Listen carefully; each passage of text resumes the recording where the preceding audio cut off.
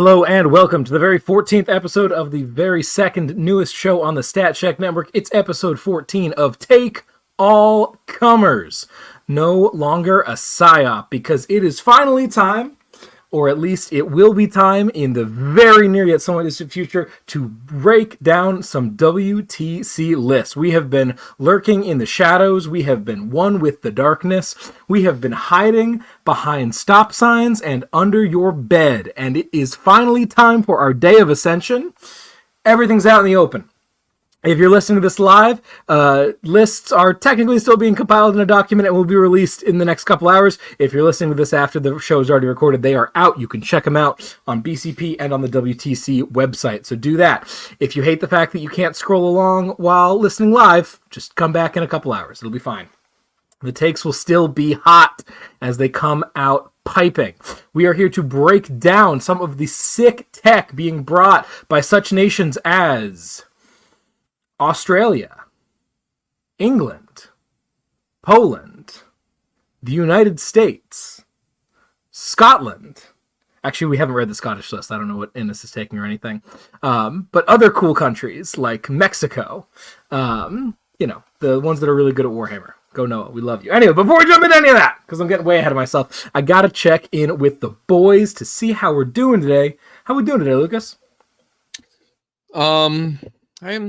I continue to exist, that's for sure. It's definitely getting pretty stressful leading up to the Europe trip, just with logistics, and I've never really won for flying, so that's starting to, the 22 hours of in-flight travel are starting to wear at the forefront of my mind. So that's a little bit stressful, but overall things are going okay, and just taking it one day at a time, really. And I'm excited. At least the weight of list lock is off my shoulders. I'm very excited to see all the other stuff people are bringing. And it's cool that everything's locked in. And now we can just kind of actually get into some of the nitty gritty and mechanics rather than the endless spiraling of list lock. So, yeah, I'm glad that is taken care of. So doing okay. How about you, Nick? I'm doing well. Part of, I think, what makes WTC prep super fun and exciting, kind of like what you were saying, is the moment when all the list tinkering is over and it's just time to start repping stuff. It's also really exciting. I mean, like as Tyler said, in a few hours when the list documents release, as everyone kind of starts digging into these lists and getting excited about various, choices made there. I know we've looked at them. We've tried out some of them. It's exciting stuff. It's an exciting, we got WTC in like 2 weeks, 2.5 weeks, 3 weeks. Yeah, very soon. Warhammer is exciting. We just had massive Tacoma tournament that a bunch of our friends were at, which was exciting to watch as well. So I'm doing well. How about you, Tyler? How are you? Yeah, man, I am up and down. I am certainly up because WTC is on the horizon. It's very exciting. We're in my favorite stage of WTC prep, which is the, oh snap, they have a list that we haven't practiced into enough, and I guess I kind of play that faction, so let me scramble really quickly to figure out how it works and be able to play it well enough that it's, helpful enough to provide good reps for the rest of the team members. Like, that's a really fun list cycle thing to do, that, like, I don't know any other time of year that we get to do anything like that, so I'm really having a lot of fun with that. I'm also very much looking forward to War Masters. Not being at Tacoma this weekend was a bit of a bummer, so super excited to get to play a big, single super major. We're closing on this crazy season here, because we've got this coming up. We've got Champs Cup shortly after WTC. We've got Charity Hammer in the middle there, which is going to be super exciting. Like, there's so much nonsense going on, but I'm excited to break into it. I'm down a little bit as well, because of the results of the Tacoma Open this weekend, which were certainly interesting. I want to give a massive shout out to my boy Scott Ketchum, who is over on the Sister Act 40K podcast. They run a great show. If you're into sisters, you obviously listen to that show, but if you, for some reason, don't, you should. I'm sure they'll have a great episode, all about his awesome run coming out soon, and really proud of the rest of our boys that went there. And I'm super bummed that it feels like we're at another point where a GW in particular, a large event, is being marred with accusations of cheating and whatnot, particularly surrounding bad actors who we've seen in the past go through a rigmarole of nonsense, who've done nonsense at GW events, at non-GW events, and it's just happening. And it seems like there are no negative repercussions. I'm really bummed to see GW continuing to have an incredibly hands-off approach. We made fun of FLG for so damn long for not being willing to take a stand against people who were showing up at events over and over again and just happen to get their rules wrong in a way that benefits them.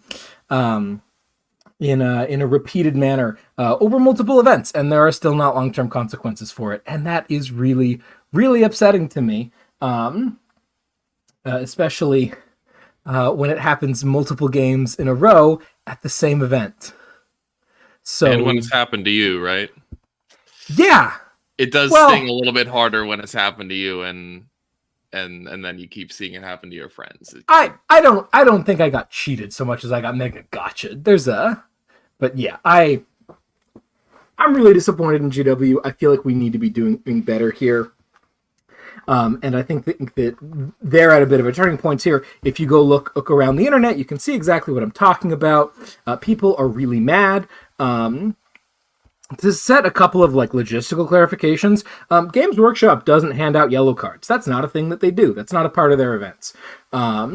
Penalties get issued sometimes. They can deduct some points from someone, but they don't keep track of anything. They don't have a card system the way that a lot of other events do, and they don't have any penalties that track event to event. I've also seen a bunch of people trying to throw Curie under the bus for this in some way. Anything that you're seeing about that is probably entirely fabricated without going into details. There's no crazy drama here other than people cheating, which is a bummer.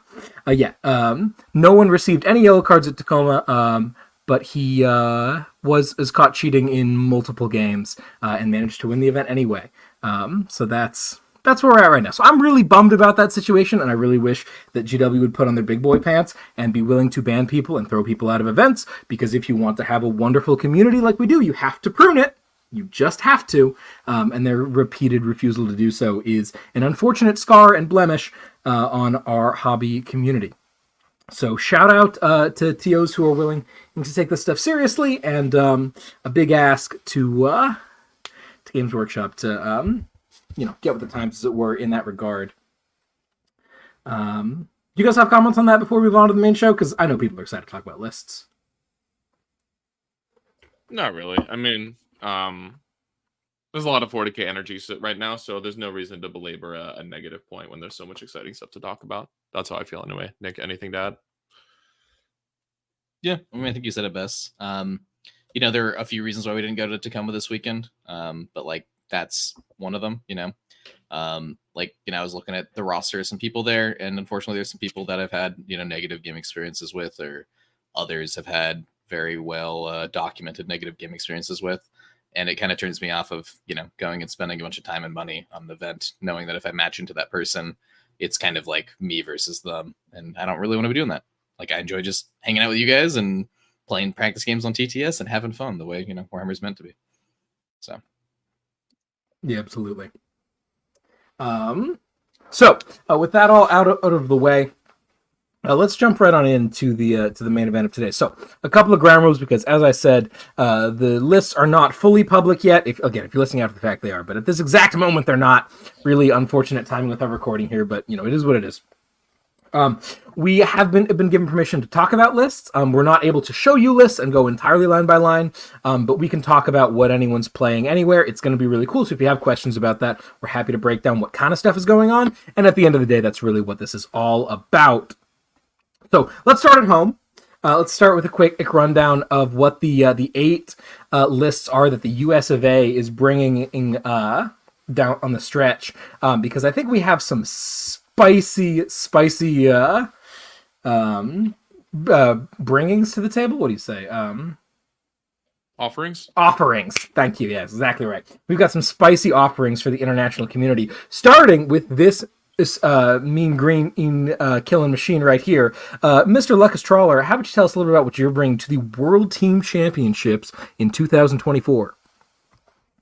I'm the war boss, baby. Hey! So yeah, there was a couple options for what I wanted to lock in, kind of heading into the final stretch, and I just decided to go with what I've played most, got the most reps with recently, which was Green Tide, which I think brings a lot to the table. Which obviously I can't talk about all of the details right now, but it is a pretty cool list, and I'm excited. You can talk about whatever you want from your stuff, dude. There's nothing hidden about that. You could walk through it line by line if you wanted to. Give away tactical tactics. Yeah. But yeah, it's more or less three brawl squads of orcs. So we've got 3 squads of 20 orcs led by War Boss and Painboy. We've got 25 flash kits riding in 2 trucks. And then we've got a smorgasbord of other scoring pieces. We've got 2 beast bosses. We've got storm boys. We've got Gretchen. That's basically it. Yeah. You got a weird boy squad. What's that? Weird boy squad. Oh yeah, I've got 10 man with a weird boy with CP generation. So just a really fun, tough list with a lot of meat. Really doubling down on one of the parts of orcs I like the most, which is the durability and the longevity. So yeah, I'm really excited to play it this year. It's gonna be fun. Are we the only nation bringing Green Tide? No, bringing Green Tide.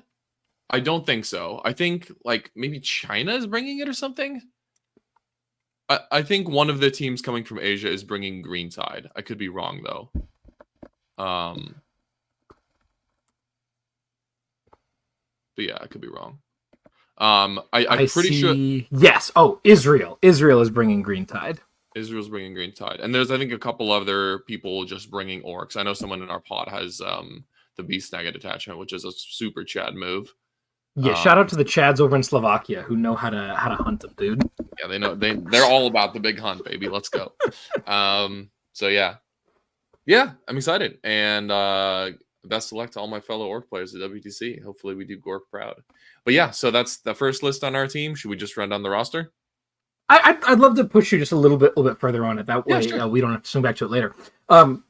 Regardless of what exactly the numbers are, this is clearly like one of the spicy picks on our team, right? No other tier 1 nation is bringing this. We're bringing it. Now, how much of that is because you are Lucas the War Boss, and how much of that is because we think that Green Tide should be in an 8, assuming you have a competent enough player for it? Like, how much of that is you, and how much of that do you think is the army in terms of our team composition? Like, is this a Lucas pick, or is this a spicy pick? I think like it's like 70 to 80% a Lucas pick. Like I don't think it's doing anything particularly unique on our roster. Again, without going too much into the details. But I think given the way I think it's not only something I'm very familiar with, but it's the way I really like playing games of Warhammer. Just in terms of the amount of control it exerts over the board and just the amount it can bump and grind with people who aren't ready for it. Which those two combinations, in addition to just like it being orcs, which is like my natural home, I think is what makes it such an easy pickup for me. Like I don't think if we had another person in my starter slot, Green Tide would be a natural fit at all. But there might be other armies that fill a similar role, just like in terms of the team comp, that might get picked instead. So yeah, I think it's maybe like 10 to 20% a spicy pick, and then most of it's just because I'm the war boss. Hell yeah, dude. Makes sense. Sweet. Let's bump on over then to what I think is another one of our spicier picks, which I know Mr. Johnson over here can tell us a little bit about. Brian Sipe is bringing a different flavor of T-Suns than maybe some other members of the international community might be playing. Looking at you, Mr. Vijay. Mr. Juice, can you tell us a little bit about what Brian Sipe has brought to bear today? Yeah, I mean, correct me if I'm wrong, but he's playing T-Suns. He's got 3 Mutalith Vortex Beasts and 2 Forge Fiends. Yes. That's where we settle that. Yep. Yeah, 2 Forge Fiends, 3 Mutilates. Seen a lot of different T-Suns lists over the past few weeks. But yeah, no, and I think he's bringing 5 rubrics, right? That is correct. Basically, I mean, mutas were already really cheap for how many like wounds they have. They're a very tough monster with a 5-up invul, 5-up feel no pain, like 13 wounds or something silly. They have their, weird battle shock mortal aura that they do and they finish moving. They're 1,000 Suns unit, so they can have all the rituals used on them. And it's just, they're funny. They went down 15 points, and all of a sudden people were starting to look at them. So I know that like there's kind of been like a back and forth on like whether they're like playable on WTC boards, and there definitely seems to be a divide on that because I'm seeing some other like countries have brought some mutas, and then there's other countries that are sticking to like the tried and true, 25 rubrics and Magnus. So yeah, that's our 1,000 Suns list. Not a lot of little infantry bodies, and instead just a lot of big monster. So. Yeah, it's very funny. You think about where we were like a year and a bit ago when we were, admittedly as a team, totally behind the 8 ball in terms of T-Suns. Did not think that they were that good at all. We're totally wrong about that.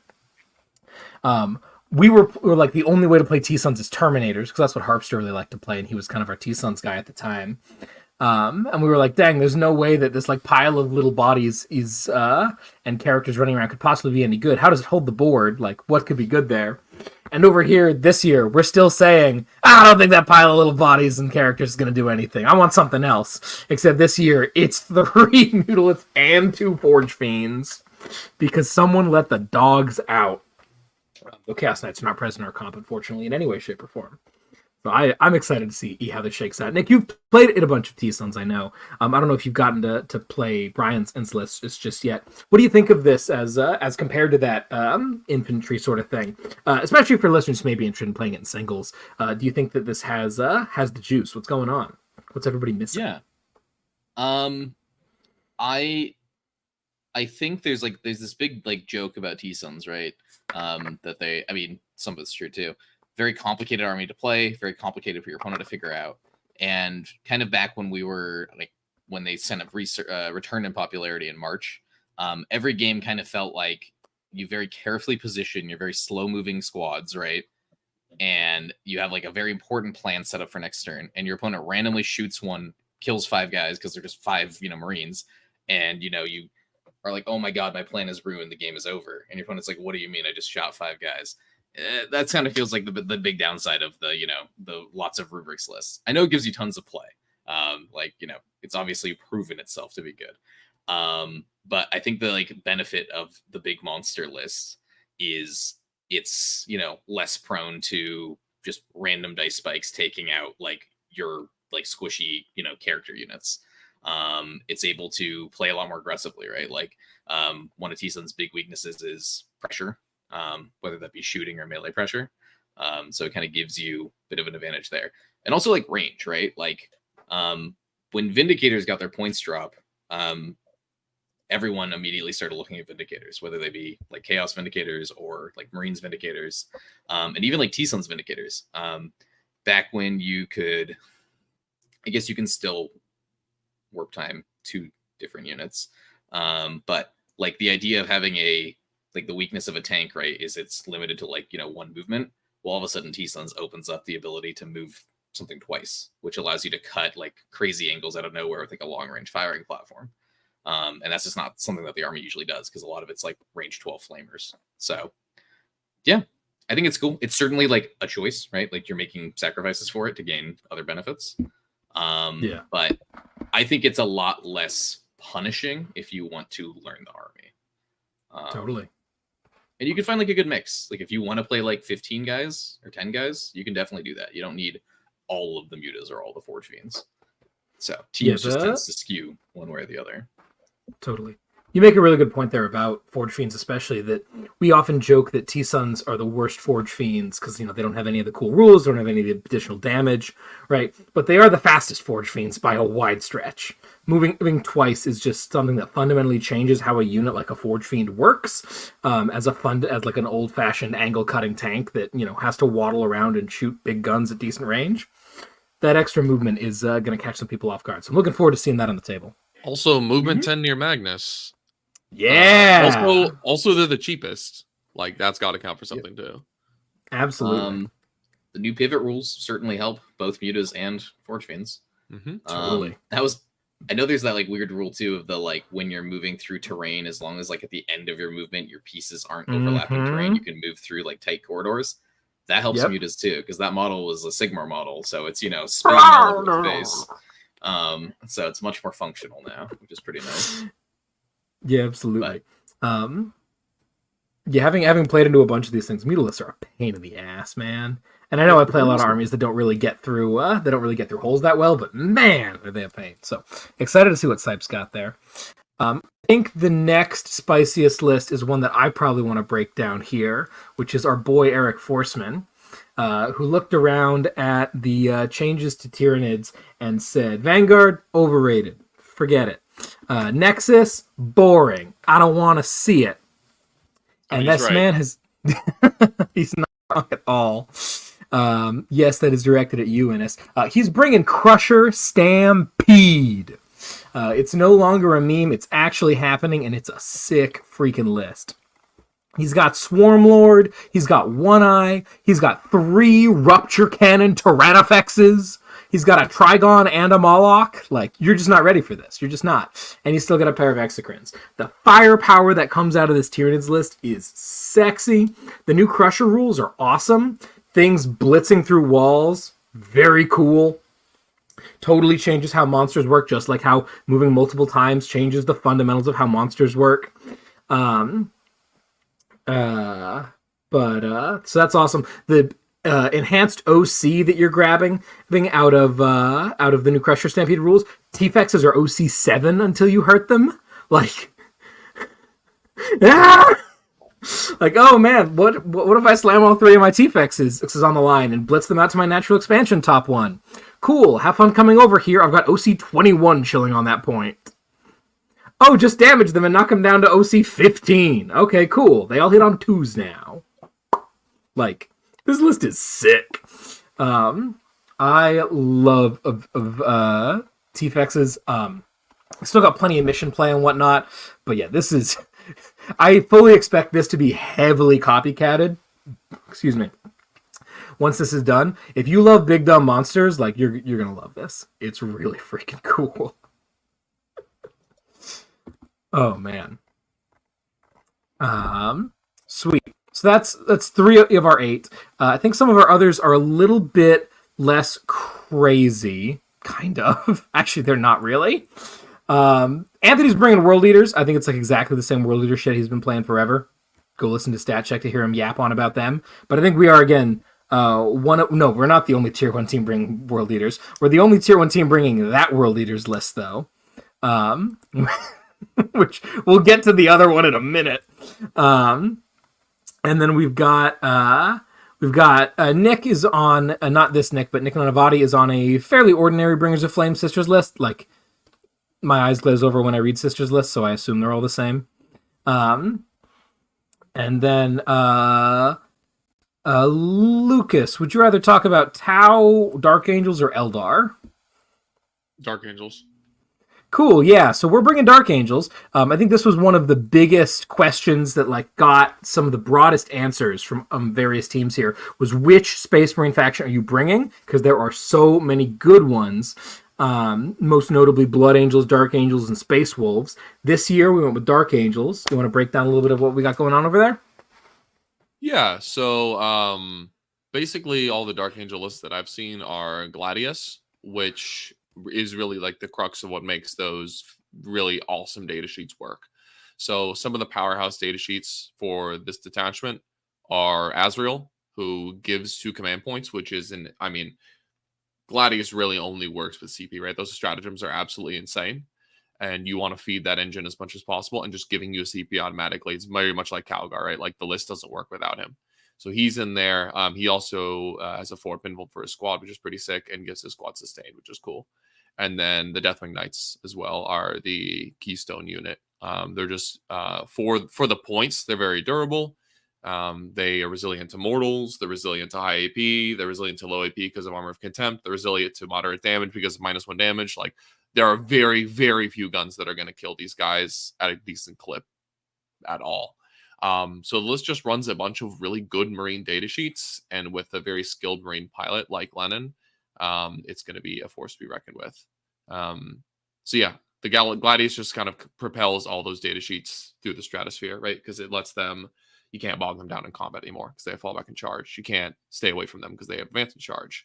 You know, there are some shooting elements, so those can reach out and touch you a little bit with Devastator Doctrine. So it just has a lot of tools for every scenario. And then just with the recent Marines points cuts, like there's just tons of scoring as well and other cheap, efficient dudes to go and play the mission. So yeah, it's a really cool list. And I think a lot of the countries also spotted this. I think Germany has Dark Angels. Sweden also has Dark Angels, if I remember correctly. And I think Spain does.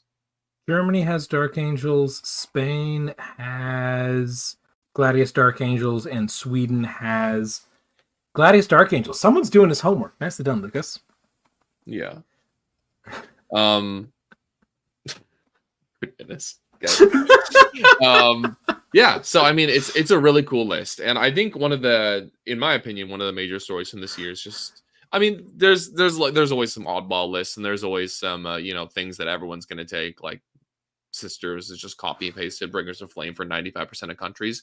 But there's a lot of variants, and I think this year, and I think nothing exemplifies that better than Space Marines, right? Like across even just tier 1, we have multiple Blood Angel lists, we have multiple Dark Angel lists, and we have multiple Space Wolf lists. Like, that's crazy, dude. Everyone thinks we even have Righteous Crusader Templars. Like, all of the Codex non-compliance are being taken in their detachment. If we just pretend Stormlance is that, no, actually Gladius isn't, but multiple of them are being taken in their 2 out of 4, I guess, are being taken in their chapter detachment, which is pretty cool. So yeah, I just love how much variance there is. But also, like, even if they're not in their chapters, they're in a variety of detachments, right? It's not just like 5 different kinds of Gladius, right? Yeah, Stormlance is over there. Stormlance and Righteous Crusaders are all being taken in the top in the tier 1 countries, which is really cool. So yeah, I think Lennon's list is really sick, and he's gonna smash with it. Hell yeah, brother. We'll talk more about Blood Angels in some other countries as well there. Nick, I know you got a chance recently to get some practice reps into Mr. Jonathan Naden's Eldar list. Eldar, not a faction, again, that is being taken a lot by other teams here, as it has certainly had something of a fall from grace, if you can call it that, this time last year. What do you think of Sean's Eldar? What's he cooking over there, and what is going to catch people off guard? Yeah, I mean, so yeah, I played against Sean's list a few times. Yeah, I've seen it. It's got some cool stuff in it. From what I recall, it's got a lot of, pretty like standard Eldar fare from the past. We got, some Warwalkers. We got some Void Weavers. We got some Warp Spiders. I'm trying to remember all the characters and stuff. We got Autark. We got the Yinkarn making a return. Which, I love the Yinkarn. Probably like one of my absolute favorite models of all time. And I'm trying to recall some of the other stuff. Rangers. He's got a ton of Ox. Yeah. There's a bunch of little like one-off units. Yeah. Very classic. Yeah. And then some Haywire bikes. So yeah, just kind of like standard Eldar fare of like lots of little one-off units to do, annoying Eldar stuff, like Hawks that jump up and down. You got some Warp Spiders to like blitz really fast to either accomplish secondaries or like, shoot. You got the Yinkarn, who is like a force to be reckoned with, and especially like it's not able to teleport in your opponent's turn anymore. It's true, but like still being able to teleport and charge right after, shoot and charge right after. And like, Eldar have one of the strongest mechanics, Fate Dice, right? They're able to guarantee pushing damage through. They're able to guarantee saves. So you can create some really crazy plans with, pushing damage through, having the Yinkarn appear, and then just like messing someone up wherever you want to. Also, again, kind of like talking about Gladius with Lucas, right? Eldar have a very strong suite of stratagems. They've got Phantasm, which is still quite good. It can still mess up your opponent's plans. You got Fire and Fade, which is fantastic. I believe they have a fallback shoot in charge, right? The like super agility or something. Yeah. So a lot of strong, just action economy, move blocking, extra moves, ways to mess with your opponent's score. And with how like the average of secondary scoring has gone down, those are just really powerful tools to have. So I think that the list is quite cool. I don't think, I think it's just going to be great in the hands of someone who is as skilled and enjoys Eldar as much as Sean did. Yeah, absolutely. Luke McCarthy here in the comments puts it pretty well. Sean Naden and the Incarn should be a combo that the Surgeon General warns against. That will cut you. It will cut you. We have a number. I mean, we have killers top to bottom on the roster this year, but throwing Sean at people is always a good time. Yeah, looking forward to. It's cool to see them back. Kind of but the because like a big reason why they're returning is Ignore LOS is pretty much out of the game, right? Like. There isn't artillery parking lots because of the whole change to can't hit on better than a 4. So one of Eldar's natural weaknesses. So yeah. It's cool to see Sean on a faction that he's strong at and excited about. Yeah, absolutely. And I think that leaves us with just our last list over here. Yep, we covered the other 7, which is our boy Andrew Gagno, who is in some ways a recent addition to the team, and in other ways the return of the King, former captain of Team USA in a different lifetime. So very excited to see him putting his Tau back on the table. We had him over the course of this year. He was playing Necrons for a while, but he's back where he loves in his robots. And he has looked at Mont Ka, and he has looked at Retribution Cadre, and he has found them wanting. The boy is playing Cao Yan, which is our last bit of spice in the list in our set. I can definitely talk about this openly now. This entire WTC prep has definitely been shaped more by the Tiger Shark datasheet, I think, than any other datasheet. Our virtual practice weekend like a month ago was entirely like, holy shit, Double Tiger Shark is going to beat everyone. Everyone try to find a list that beats Double Tiger Shark. And we found several of them. But it turns out we don't need them because the powers at play went ahead and there was a bit of divine intervention. Things were interceded upon, and there's only one Tiger Shark flying in, and it's flying in from just north of the border. Well, we don't talk about the Canadians. But no longer being tethered to the Tiger Shark meant that Gagno got to explore and play around a little bit. And it is much in the way that Lucas being on Green Tide is partially a matter of we think that Tide can do a lot of things that people would not be expecting, and also partially a matter of Lucas is really good at Green Tide. Andrew Gagno is not exactly known for his wanton aggression. So having him on something like Cao Yan where he's a little bit more comfortable, even if it may be half a notch lower in power, it is going to have people getting a little bit caught off guard because they have one game plan into Tau, and it's going to have to flip entirely on its head into the other detachment, but also the stab, to borrow from Pokemon, the same type attack bonus of putting the patient player on the patient army is going to provide it a lot of utility for the team as well. So those are the kind of decisions that have to get made. Gagno's has got, I think, other than the fact that it's Cao Yan, a pretty ordinary Tau list. He's got a pile of Riptides, he's got a Hammerhead, he's got a Ghost Keel, he's got a squad of Crisis Suits, he's got a couple fish full of Breachers, he's got Shadow Sun. I don't think any of the data sheets in there are especially unexpected or exciting, but the detachment definitely caught people off guard there. So we're real excited to see what Gagno can put up with that. He is a king man among boys, a king among men. He's a freaking legend, and we're excited to see him kick some ass. Luke, once again, the full public everything, one can read everything, should be happening like in a matter of minutes to hours. They have all the stuff. It's just a matter of logistics over there. It's the middle of the night in Europe, so I don't pretend to know how much nonsense they're dealing with. Really appreciate all the work that's getting put in by our boys over there making this happen, but at the moment we're working with what we have, unfortunately. So that is our 8. Crazy pants. And just again, to hit it really, really quickly top to bottom, it's Naden on Eldar, it's Lennon on Dark Angels, Violence on World Eaters, Forceman on Crusher Stampede Nids, Lucas on Tide Orcs, Sipe on T-Suns, Ganyo on Kalyan Tau, and Nanavati on Bringers of Flame Sisters. The hell of a comp. What do you guys think of it? I like our comp.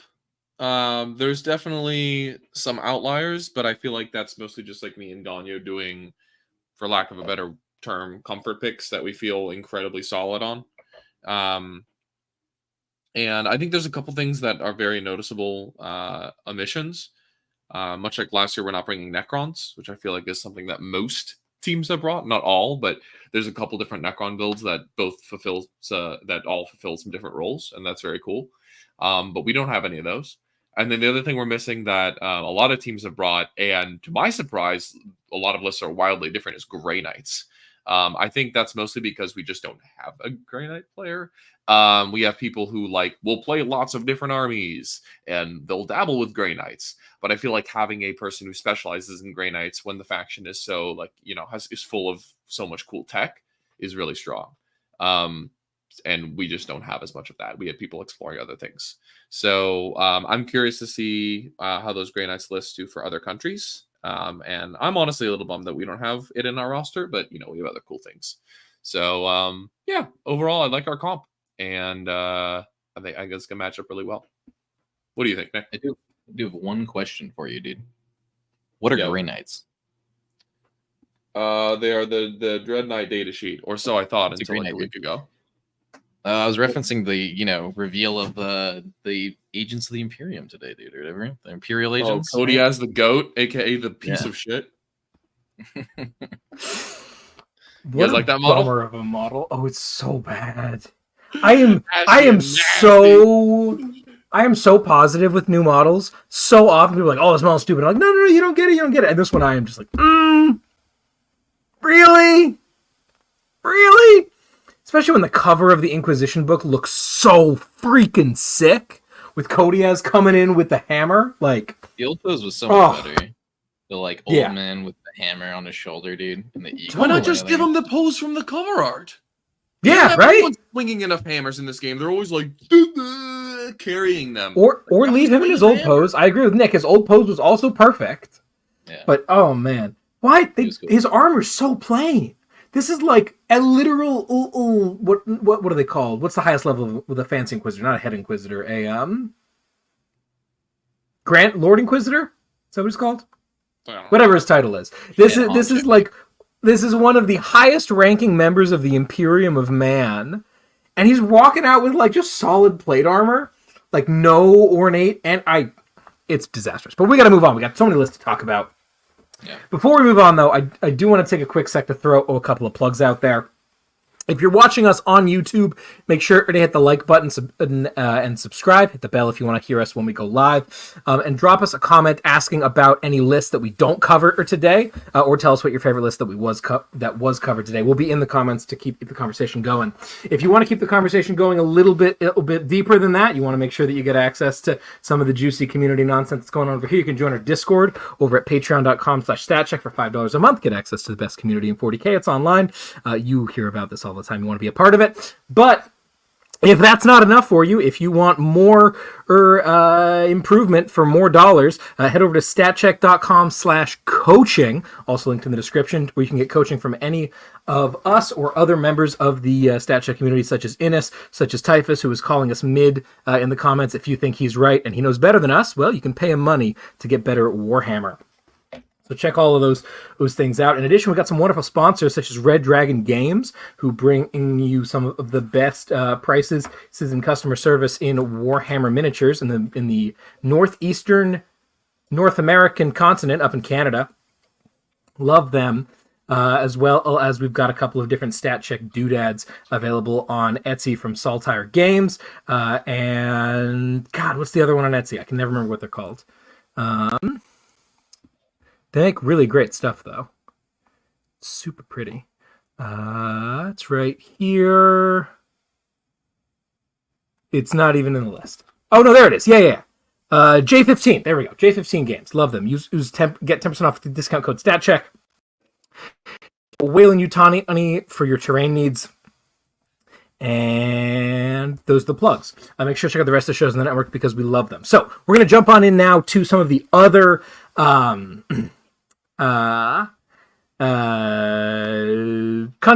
And I think that we should organize this by country instead of by faction.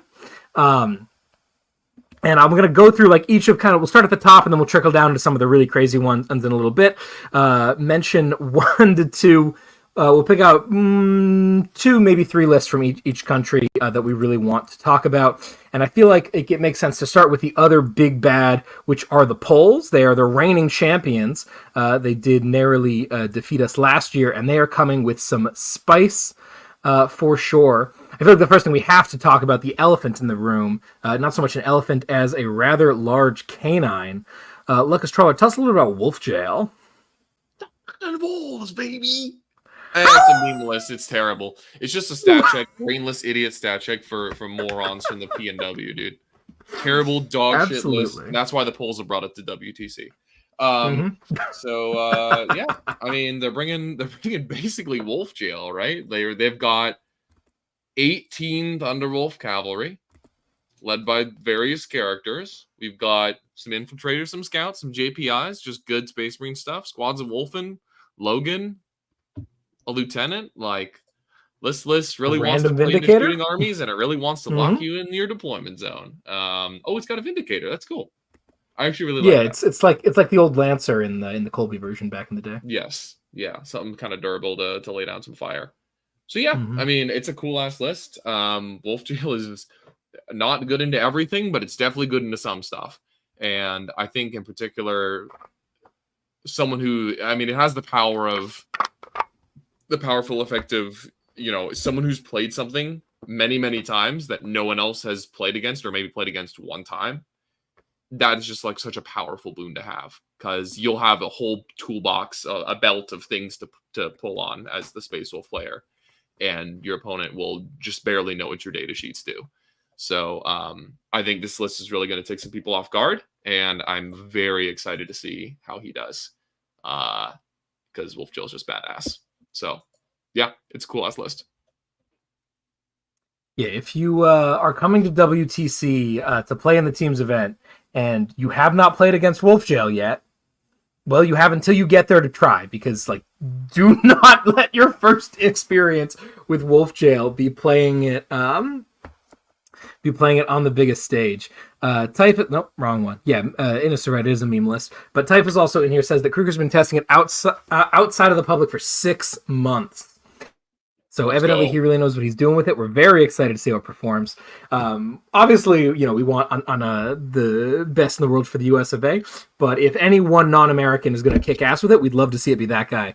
Honestly, just for how much the Pacific Northwest gets memed on for thinking that this list is excellent, when the rest of the country and much of the global community seems to think it's a meme, especially on WTC terrain, which everyone says, it can't possibly be good on WTC terrain. Well, guess what? Well, maybe you're right, and the Poles are going to get their asses kicked. But that's an interesting wager you might have made there, my friend. Yeah. One of the other lists that I'm really excited to see perform is their Necron list. Man, Gito, phenomenal Necron player, absolute world class, who has come up with an Awakened list. Now we're kind of seeing basically just either Awakened or Crypt. I think a couple people are playing Court, but it's mostly Awakened and Crypt. This Awakened list is all over the place. Nick, you're an Awakened gamer over there. You've been Awakened. Tell us a little about what Gito's bringing and some of the nonsense he's getting up to. Yeah, I mean the cool thing about Necrons and about Awakened in general is there's a lot of these cool little synergies and tech pieces you can cool little combos you can create, because all the strats unlock a second part when there's a character leading the unit. So it's all of a sudden there's these units or these characters that are maybe not so strong, and then when you slam them together, they upgrade in a very strong way. That's super exciting. Krons in general, right? Very well known for just their tons of cheap trash. So I think there's a lot of stuff in this list that at first glance people aren't going to understand. And I think that's just going to be Gito's going to be well, doing well with this because he's put in the reps, right? He knows how to use what he's put in his list. Yeah, I'm not gonna read through the whole thing, but just kind of some highlights that are super cool. We've got 1 6-man wraiths in there. We've got a grip of Locust heavy destroyers. I believe he's running 2 squads of the Enmitic Exterminator. It's a little anti-infantry one, and then 1 squad of the Gauss Disruptors. He's got 2 different Locust Lords, so he's able to attach them to 2 of those units to give them crit 5s, as needed on the matchups. He's got a single Scorpec Lord with the 4 Feel No Pain. This guy's just Baby going to Zaris, dude. Beast to take down. Yeah, he's infantry, so he can run through walls. He's got the 1 ZP stand back up once per game stratagem at half health at the end of the phase in which he died, right? Comes back on, 4 with a 4 Feel No Pain. If you killed him in melee, he immediately heals D3. Uh-oh. He does charge mortals, 4 attacks at 10-4-3 or whatever, or 10-3-3 before the strat. He's standing next to the Reanimator that's also in this list. He's just at full. Yeah. You've got Zaris, who's a nightmare to kill on this list because he stands back up. You've got 1 squad of Gauss Immortals, 10-man. There is not a Plasmancer, so you're not getting crit 5s on them, but there is a Chronomancer, so they can fire and fade. So as long as he's careful with this unit, his opponent's never going to be shooting it back. And that Chronomancer has the Veil, so it still gets places. Yep. And he's got Emotech, which was definitely something I was considering when I played against that Awakened list at DreamHack. My opponent wasn't running Emotech, and I was like, dude, there's so many good strats in here. Is Emotech just worth it as a tanky guy that enables you to do all this? And then kind of the classic Necron thing, it's just got a lot of little one-off pieces that can go and score some secondaries. And the funniest one, I think by far, is the 2 Psychomancers in this list. Yeah, baby. Yeah, I get mine. I guarantee you, most people have never seen this model painted because it's a pain in the ass to build. It's so and also, cool. It's never been that good. But what it does now is it causes battle shock tests at the start of any of your phases, I believe. Yeah, -1. Start of any phase on your turn within 18 inches on any phase on your turn. Doesn't need line of sight. They do have the weird, it has the CK aura as well, but it's a really tiny. It's 6 inches or something. Yeah. But yeah, they're this is definitely a list to watch out for, and it's got a lot of cool stuff in it. Yeah, absolutely. Lots of nonsense going on there. He's got the Triarch Stalker in there. He's got the Triarch Stalker to turn off cover, right? That was the thing we were talking about running in Hypercrypt. Gito saying he would run 12 Locust if he could. Yeah, that makes sense. They're pretty high. Great. I love Destroyers. Oh, man. So, yeah, that's awesome. Those, to me, stand out as the 2 massive highlights in terms of craziness. Is there anything else you guys wanted to cover from Poland? Custodes, brother. Yes. There's half the list in here, pretty wild, but Custodes in particular, I think was pretty cool. Sure, what's going on there? I haven't 100% sussed it out. There's just it's Custodes good stuff, but I think all of the bricks will just punch up compared to what people are used to getting hit by Custodes, because the entire army either has +1 AP or critical 5s the entire game. So it can just lay some hurt on you, even though the squads are a lot smaller. And because the squads are a lot smaller, this has a lot more of them.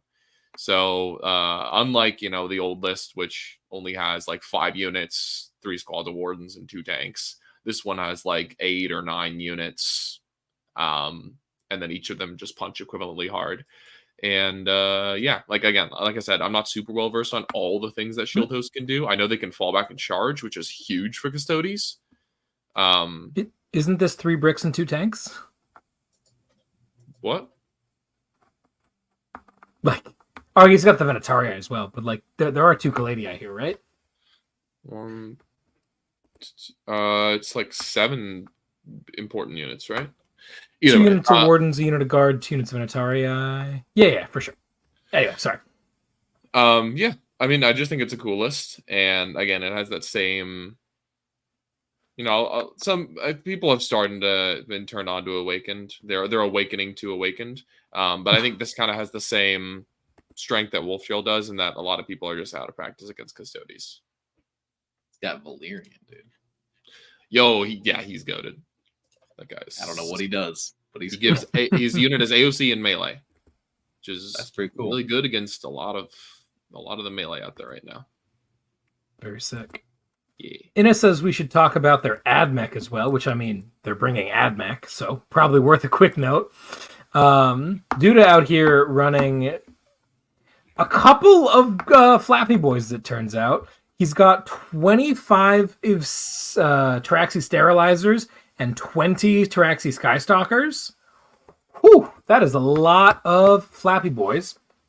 And a couple squads of Vanguard, a couple squads of 3 squads of 2 chickens, and a squad of 3 dragoons, a couple of infiltrators, call, and some characters. That's a lot of meat with 5-up invulns that moves very fast.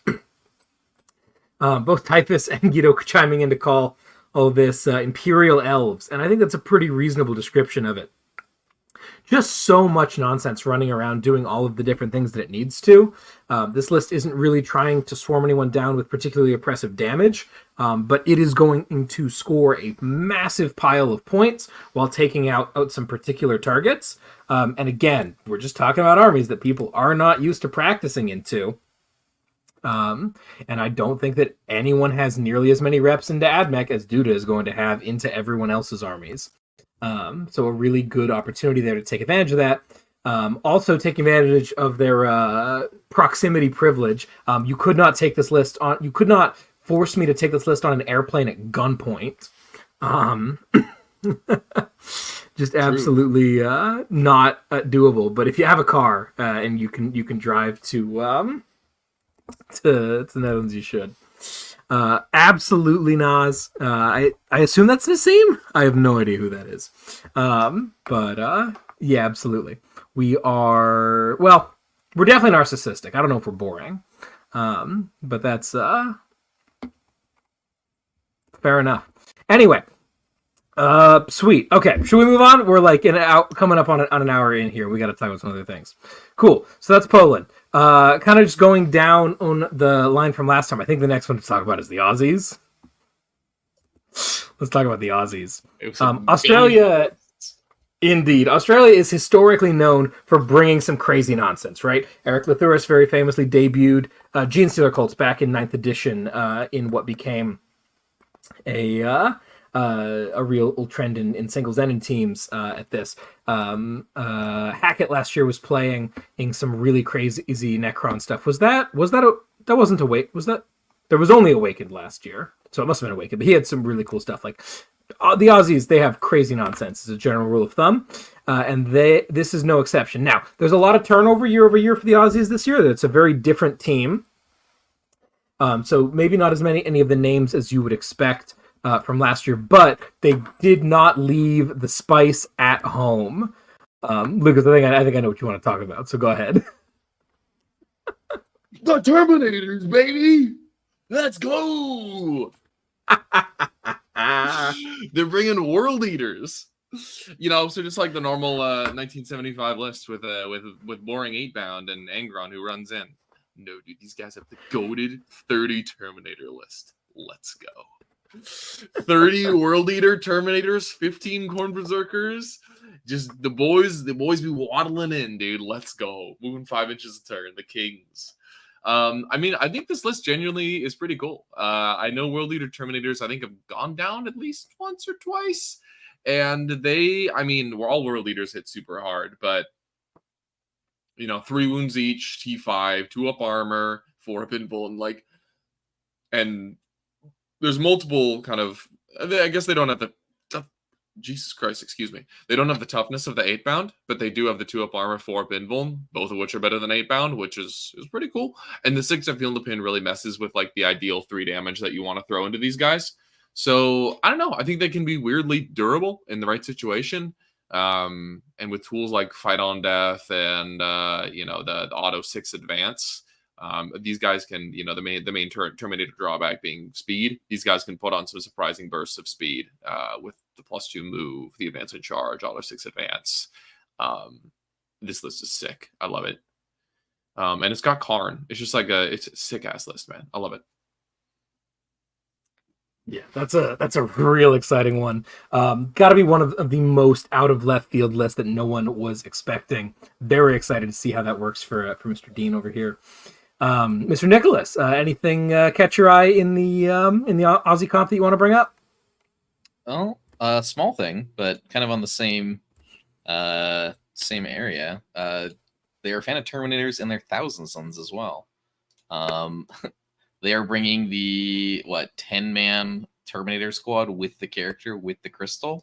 So they're going all in the Terminators. Baby. So I guess those points drops were enough to make them want to consider bringing them. I mean, this was a unit at the start of 10th edition where when people were looking for like that new, powerful units, like I think in a lot of 9th was like, here's my unit, I can load up with like tons of buffs and just one shot anything I look at. And the Terminator unit was certainly that. And then people kind of started realizing they could spend their points more efficiently in Thousand Sons. But it's cool to see a return to it. Yeah, I know they got 2 mutas as well to come with it, and they're still bringing a whole 15 rubrics, led by some various characters and Magnus. So, yeah, it's a cool list. Still got a lot of meat. Mm-hmm. The Aussies are join the ranks of Poland in terms of people bringing Wolf Jail. The Aussies have brought Wolf Jail, and they have brought Logan Grimnar in the sleigh, like the absolute kings that they are. Man howling from his teleportarium in Deep Strike, cowering is bullshit. Mad props to anyone who will slam the sleigh on the table. That thing is awesome, even if it doesn't fit anywhere on a WTC table. True. They're also one of the only people bringing a Canoptic Court.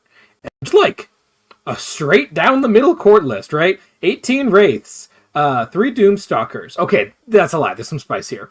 Auric and the Diviner with 10 Immortals to slam out some durability for them? It gives them a 4 I guess. Yeah, I know. But interesting. And then they've got the full 2 6-man Scarab units, which are sick. Love that. No idea what they're going to do with them, but very cool. There is the interesting thing with Oregon. Once per game, right? He can turn into a Catan and gets a bunch of attacks with dev wounds with full hit rerolls. That's cool. Yeah. Oh yeah, I forgot about that. That's pretty sweet. Don't get in melee with that guy. I guess. Very cool. Yeah, I guess not. The rest of the Aussie comp is a little bit more straightforward. They're bringing 6 Dread Knight Grey Knights, some Bringers of Flame Sisters with Volgons, Red Cadre Tau, which is cool. We haven't really talked about that much. We've been pretty firmly in a Montca meta locally, and obviously we've played into Ganyo's Callion some now as well. But Red Cadre definitely seeing a lot of play with these new Crisis Suit point drops. And also, people are bringing Rail Rifle broadsides in Ret Cadre. I don't know Tau well enough to know why they're doing that, but they're doing it a lot, so it's probably a good idea.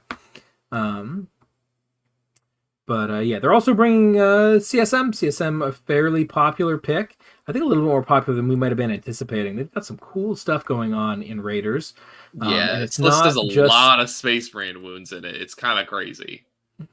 Yeah. 2x5 Legionnaires, 18 Bikers, 20 Chosen, 15 Rubricae. It's a lot of meat to get through, and those Bikers are gonna go pretty darn fast for Real Space Raiders. So not Real Space Raiders. What are they called? What kind of Raiders are they? Renegade Raiders. Renegade Raiders. There we go. Sweet. So that's the Aussies. Very exciting. I think next down the line in terms of exciting teams has got to be England.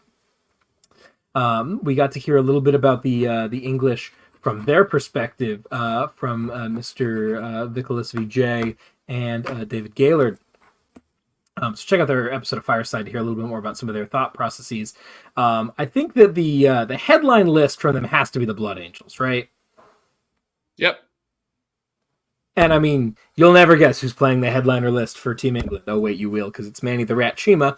Lucas, tell us a little bit about Manny's list. What kind of Blood Angel nonsense we got going on over here? I mean, he has fully dispensed with the I'm going to try to score points stuff and just gone all in on I'm going to punch you in the face. So he's got like 20 Sangard, 20 Death Company, 10 Vanguard Veterans with a Feel No Pain Priest.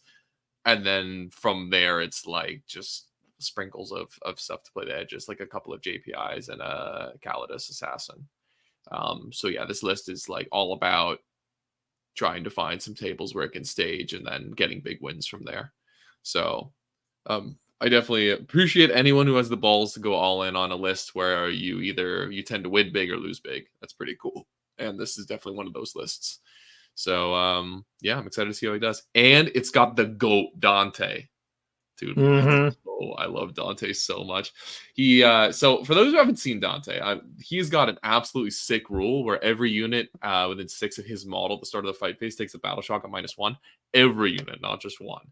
So like you try to engage him in melee, you take a battle shock at -1. He charges you half the time. You can't use AOC, that kind of stuff. And then he's joining a unit of 10 Sanguinary Guard, which are obviously 2-up armor save Marines. They're -1 to hit in melee, and when they're led by the Warlord, Dante is the Warlord, they're -1 to wound. So, like, this unit is insanely hard to kill in melee, even if you pass your Battle Shock test. And admittedly, that's pretty quickly shooting. But yeah, I mean, if this list gets the right matchups, it'll just tear him apart. So, I'm super excited to see how he does. I think it's a really sick list. How many Sangard is it again? 20, 10, 5, 5.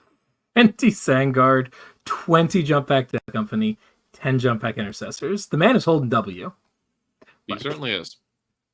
Props to him for that. And then I think we've talked enough about kind of tangentially what Vic is not playing in terms of T-Suns, so you can kind of figure out what he is playing. He's playing a single Mutilate, which is cool. Like I said, check out Fireside to hear some more of his thoughts on that, and more of a old-fashioned style of T-Suns with 20 rubrics, 3 squads of disc goats, and a pile of characters. The good old stuff. No Rhino in there to speak of, though, so watch out for that indirect that no one is taking. I think the next list that I was most excited about, at least to see showing up in the English comp, is their Votan. Nick, I know you've had a couple peeks over this and some other Votan lists that have been showing up. They didn't really make our top 10, so I was very excited to see them.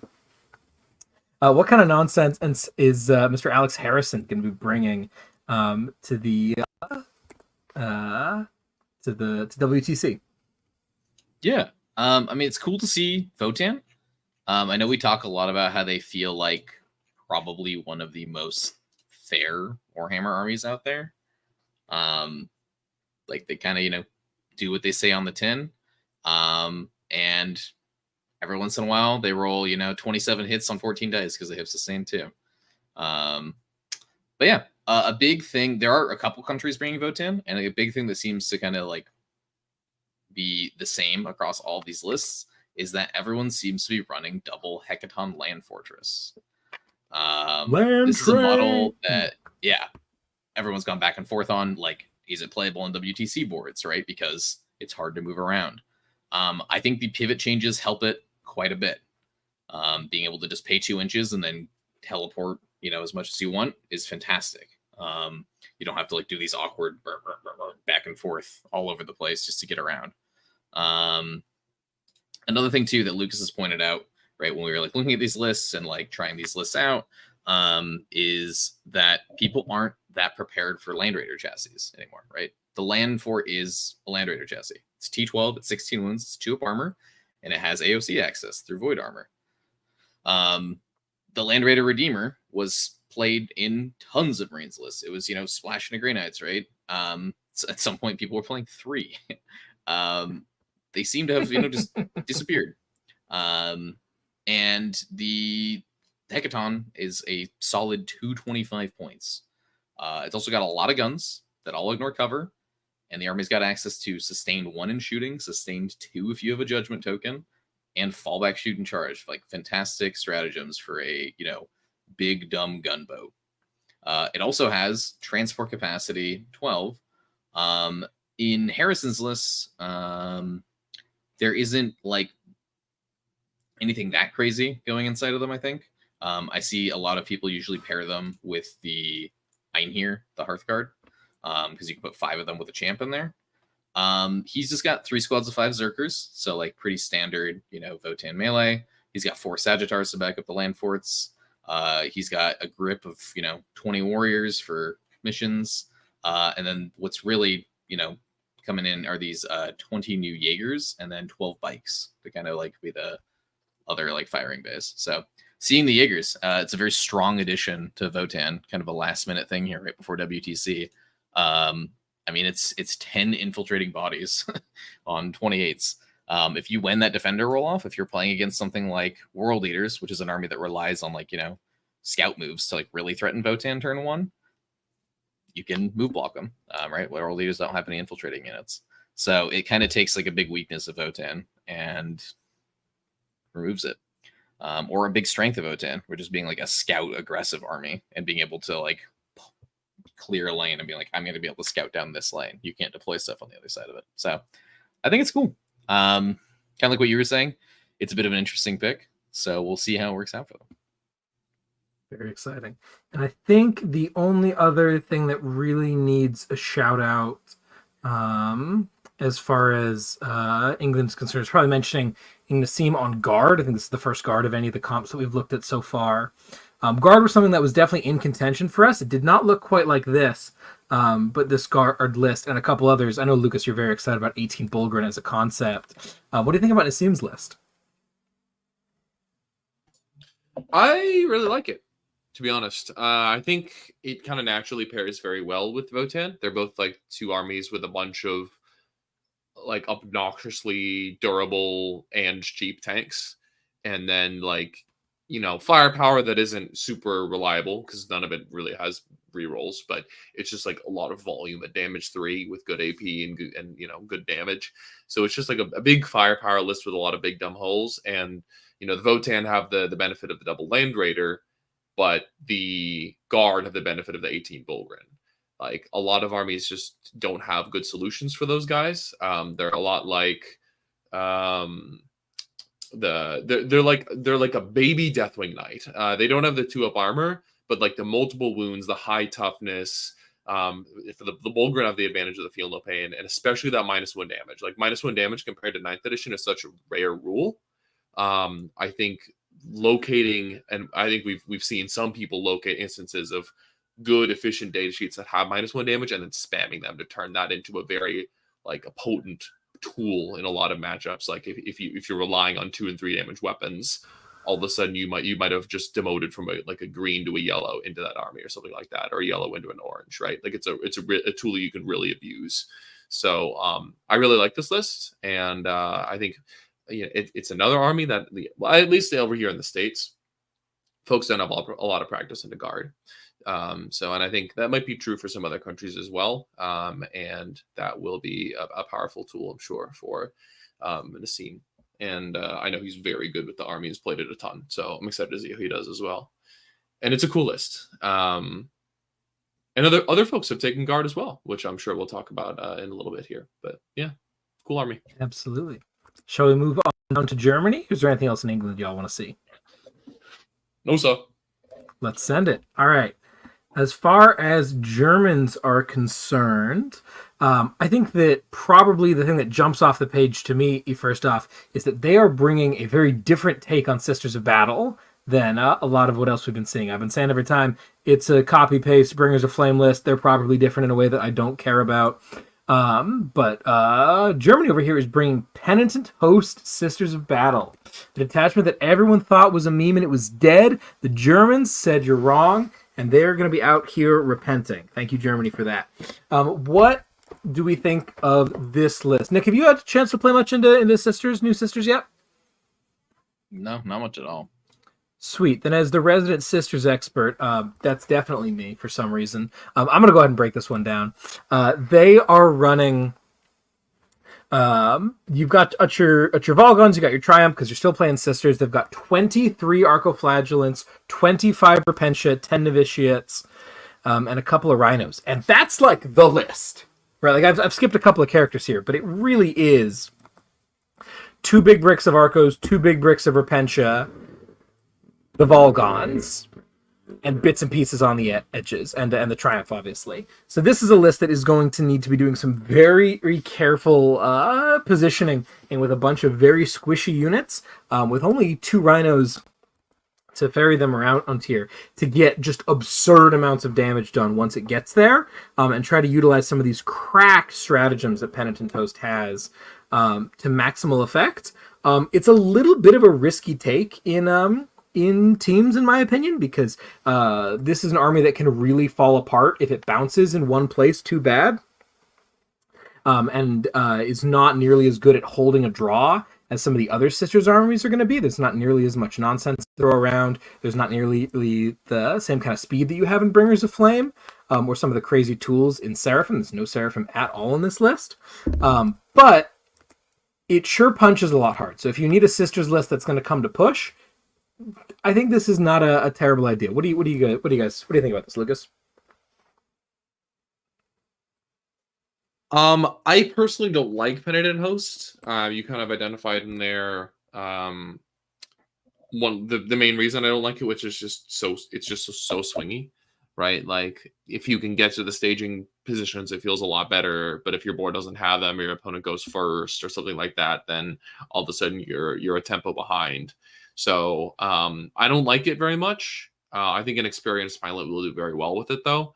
And I know especially like the pilot's just gone all in on just the trading pieces. He's not even trying to do the, bringing some fire support. So I think that is the way to do it. Just take the units that actually benefit from the detachment and then just apply them to the best of your ability. And I think it's a little bit like the English Blood Angel list in that it'll produce some swingy results, in my opinion. I think there'll be rounds where the pilot does very well and scores a lot of points, but there's other ones where maybe something falls apart and the game cascades from there. So yeah, absolutely. They're definitely getting some snowflake points here, and that's definitely going to work in their favor, as everyone else practicing into Sisters will not be repped into this. If their player really knows what he's doing, he'll get to take advantage of that in some places. But yeah, that's definitely an interesting and unexpected spicy pick from the Germans. I got to throw it back to Lucas, though, to talk about their Chaos Knights list, which is admittedly 3 lines long. It's an Atropos, 4 Brigands, and 6 Carnivores. But what the hell is happening over here, Lucas? I hate Big Knights, dude. So yeah, I mean, this is just Brigands and Carnivores, aka every Chaos Knight list for the last 14 months. But it also has the Atropos in place of 3 dogs. The Atropos is cool. It is good at hunting like medium vehicles, and it lets the war dogs be much better at hunting Titanic stuff. So I don't think there's basically any lists coming. There's like maybe 1 or 2 people that are playing Imperial Knights or something like that have a lot of Titanic, but the Atropos is an aura of real hits for war dogs against Titanic and Towering. So might get a nice tool against anyone bringing Canis or something like that. Yeah. And the Atropos himself, 25 wounds to Rastus chassis. He's got 12-inch move base, even though he's a shooting knight. He's decent in melee as well. He's got that 12 dice tank shock, which is cool. He's got a 5 up minimal in melee. And Germany has him with the AOC relic. So just a nice tanky guy to go sit on objectives, because oftentimes war dogs are not tanky enough to take primary points early. You kind of want them for board control. So this guy can go and control your natural expansion while the rest of you guys get positioned. So I like this a lot. I think CK are one of the more polarizing armies, where some people think they're just dog shit in a comp and other teams think they're essential. And I think we've seen that this year. Like a lot of teams just did not even consider them, and then a couple teams just slotted them right in. So I'm curious to see how it does. I still like the 13 dog list better though. Yeah, I have to wonder if there isn't some sort of meta that they're trying to counter here that they ended up calling wrong. Like, did they think that Knights were what's up and everyone was just not talking about it? Or do they think, are they hoping that this is going to be real good into Mutiliths? It's like kind of not, because they're not Towering. I don't know. Titanic. Maybe they were like trying to hide hunt Canis. I'm not sure. Maybe they were terrified of like triple monolith everywhere. I don't know. I'm not seeing it. Yeah. Canis in general, not nearly as popular as I think everyone sort of expected him to be.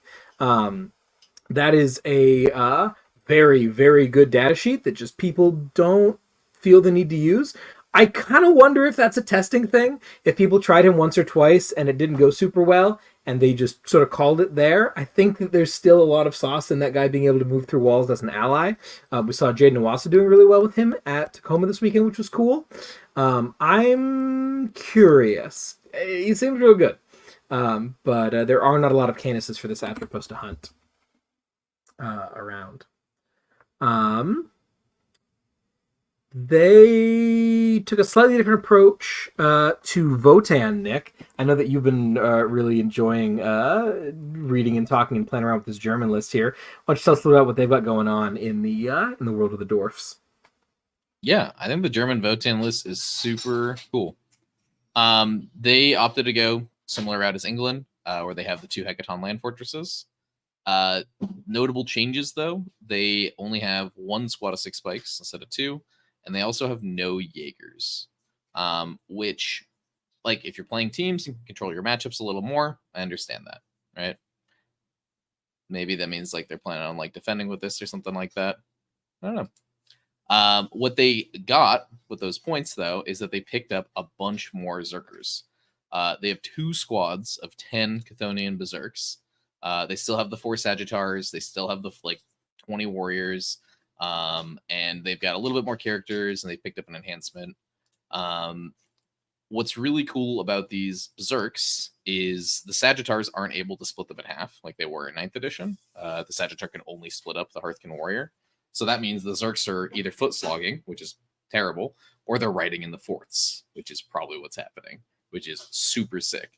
Like a big weakness of these forts, like I said, is getting bogged down. Like they do have access to fallback, shoot, and charge, but that's only 1 fort at a time.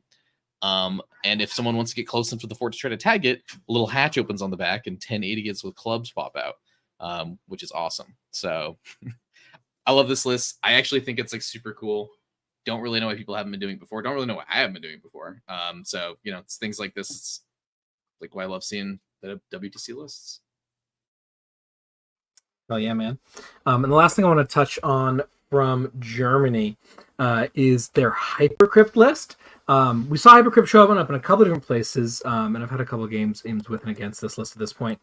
Hypercrypt are really, really good at blunting nonsense in 10th edition. This is an army that we considered a little bit, but ended up deciding against, in part because it's pretty telegraphed, despite being the Be Anywhere army. They're running, their version of it is 4 Catania, 2 Transcendence, the Nightbringer, the Void Dragon, and Xeris, a single Enigmatic Exterminator LHD brick with the Locust Lord, and then just a bunch of little mission playing pieces after that. Crypt is really good at fixed secondaries. I think they're the only faction in the game that wants to take fixed all the time right now. Unless y'all can think of another one. Yeah, I don't think so. And the reason for that is that they 3-inch Deep Strike every turn. And having 3-inch Deep Strike every turn means they have access to Behind Homers, which is a fantastic secondary combo since Behind got boosted to 3 points for a single, 4 points for a double. It means that for 1 CP, they put a unit in your backfield, and it scores 7 points of secondary every single turn. Now, if they go first, obviously they can't really do this quite right. They can Deep Strike a Catan into your backfield if you leave them a 9-inch gap, but then they're sending in a Catan, and also he's not able to homer, so they're homering the midfield. So, you know, your mileage may vary depending on how that goes, but especially going second, this list is insanely good at that. It's also insanely good at secret missions. The Warlord is the Chronomancer joined to the 5 Tesla Immortals, who are Battle Line.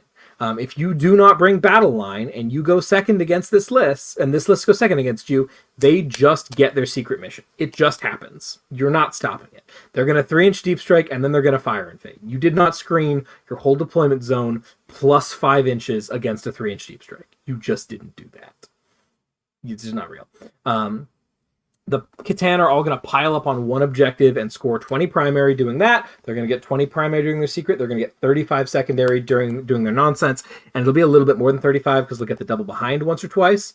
And they just score like 75 points automatically, which means that if they get the double behind once, they score 76 points. You cannot get better than, what is that, a 14-6 into them? And that's assuming you slam a full hundo. In fact, even if they score 75, you can't do better than a 14-6. And Necrons are pretty darn good at primary denial and at bullying secondaries, because this list doesn't always give everything up in the way that it might like to. So it's a really cool list. I've played with it a bunch. Gets a little boring, honestly, after a while. Like, I wouldn't play this in singles, really, but it has a place, and I'm excited to see how the Germans perform with it, because it is a really, really great defender. Yeah, plus paint. Sorry, 85. Oh my gosh. Thank you, Innes. Jesus Christ. I knew that. I was like, 75 is not that good. No, it scores 85 points, period, if it gets to do its game plan. So you're not getting more than a 12 against it. Wow. That's pretty good. I see the utility in that.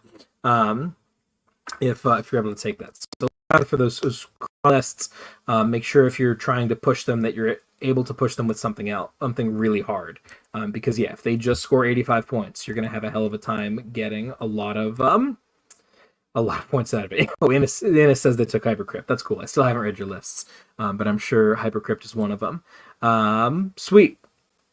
After Germany, where do you guys want to head next? We could probably do one more, and then we'll get into questions. Sure. Why not France? I'll tell you why not France. Mm-hmm. True. I mean, they've got a bunch of cool stuff, to be fair. Yeah, they do have some cool lists. Let's take a quick peek over at France. What are you super excited about? It's the Marines, right? It's the Marines. The boys, dude. Tell us about French Black Templars, brother. Holy shit! This list is sick. Okay, so we've been through the gamut on Marines, right? We talked about John's Dark Angels and all the other countries bringing Dark Angels. We talked about England's Black Blood Angel list and the amount of thunder punching that's going to happen there. We talked about the Space Wolves, the anti-shooting tech. All right. The Righteous Crusaders, baby. Let's go.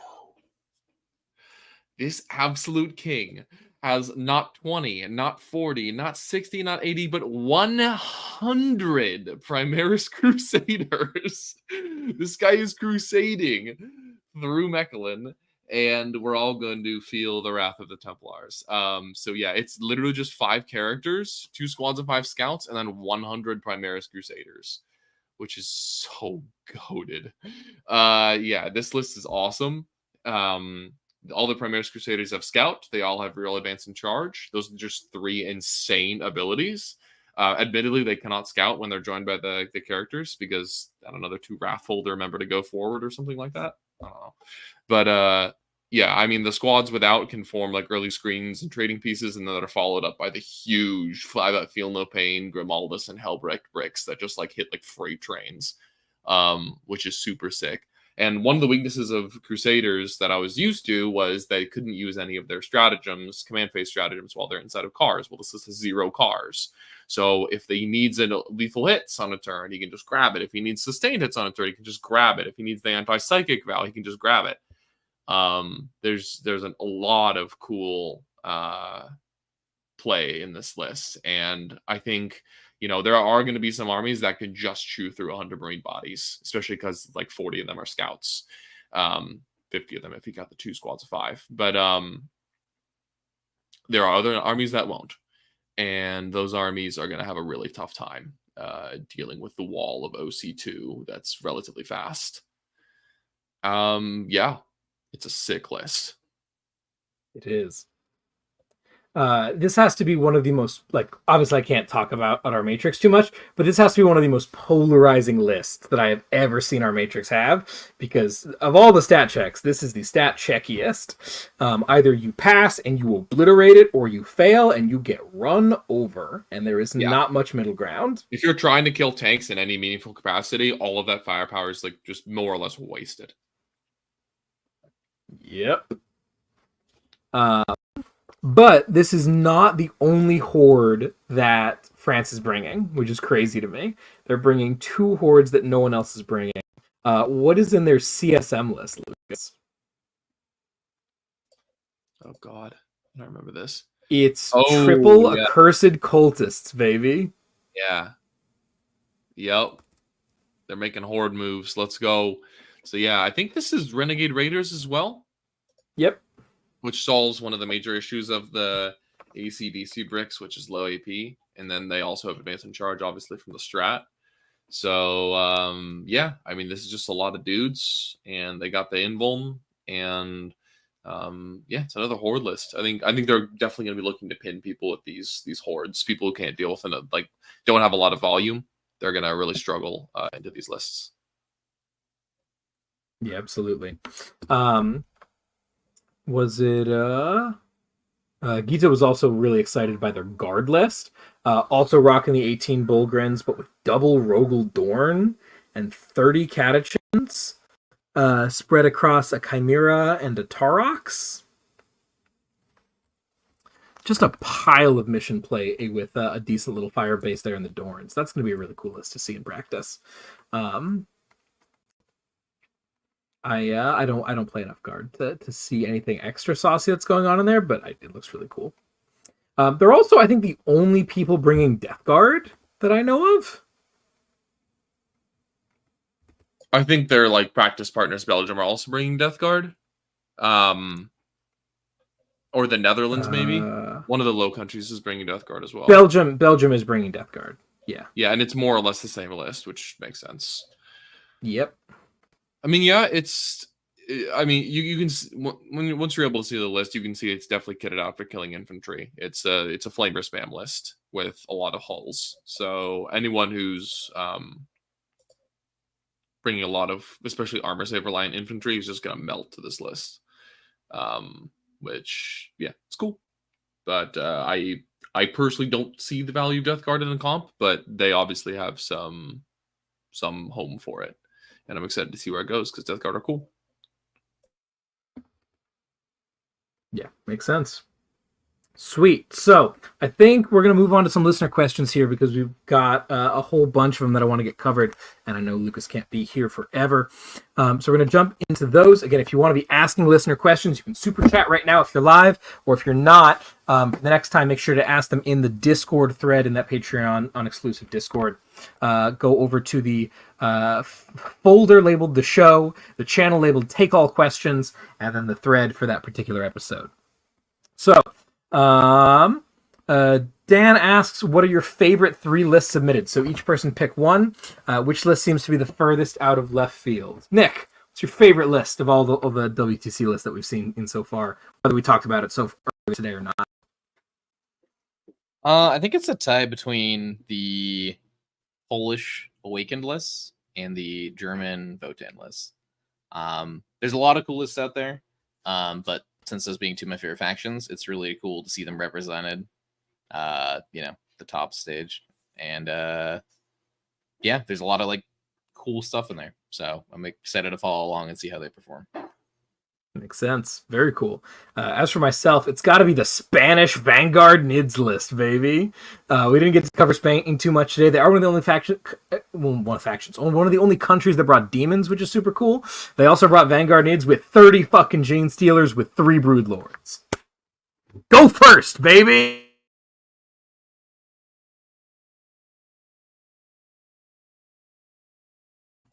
Looking forward to seeing that. So okay, there we go. Sorry? So excited. Is my internet being terrible?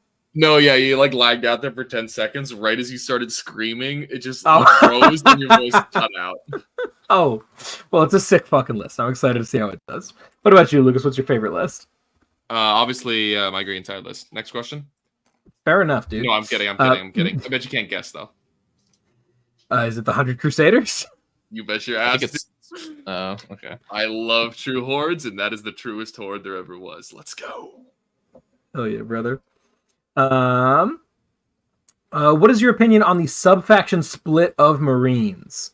I, for one, am super excited to see how this shakes out. We've all got different answers, and the boring answer could totally be, we're all bringing Marines to do different things, so we brought different lists to accomplish different roles. Boring! One of them's better than the rest, and we're going to find out which one it is. And I'm betting on my boy John because he's the best in the business. What do you guys think? I think it's going to be Blood Angels. I think they're one of the best armies in the game. And I think with the right pilot, and especially like put in the right scenario, you get the right matchup or on the right table, you can just full on clobber someone like 15 plus points territory.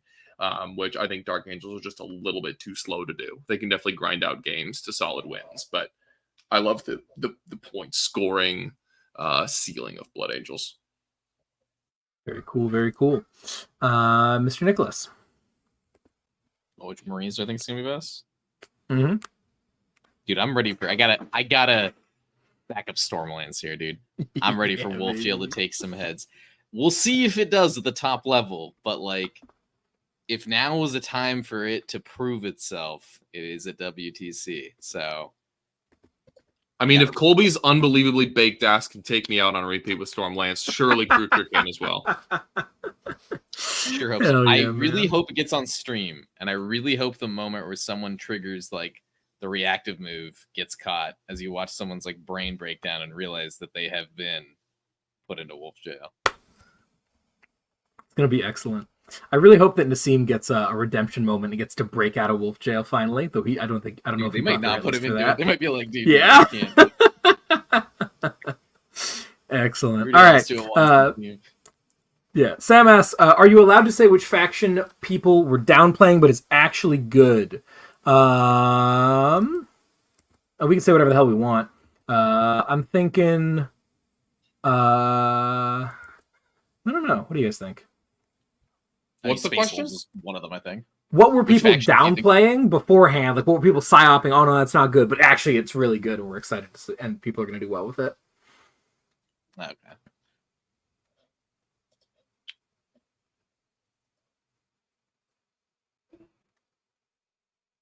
I heard that sneeze from the other room. Jesus Christ, you okay, dude? Nope. Yeah. I think that CSM are probably the thing that fits this category the most. Probably. I think we were all kind of like, CSM or kind of whatever. They're doing their thing, right? They don't have the Warp Talon nonsense anymore. They're not as good. But then a lot of people brought them, and a lot of people brought some really cool lists of them. Skark is playing CSM. We didn't talk about that, but that is going to be terrifying. Yeah, I think there's like 3 kind of major Renegade Raiders archetypes, and there's like a couple weirdos playing whatchamacallit, Pact Bound Zealots, which is a fine detachment. It's a Gladius basically. But the Renegade Raiders, there's a gun line archetype, which is just like 6 to 8 tanks. There's a good stuff archetype, which is like Rubrics, Bikers, Chosen, Legionaries, Warp Talons, and then there's a Accursed Cultist, bully archetype, which is also pretty cool. So I'm curious to see all 3 of those too. But I think people have been underrating them. Absolutely. All right. Are any of y'all playing in War Masters this year? If so, what list you're bringing? I am playing War Masters. I'm playing Vanguard. It's going to be awesome. I'm bringing basically what I played in that bit rep up, except like swap a squad of Hormigons for Raveners or something. Partially out of just like it's what I have that I love that looks pretty. There are some other tweaks to the list that I might want to make long term, like maybe for Champs Cup.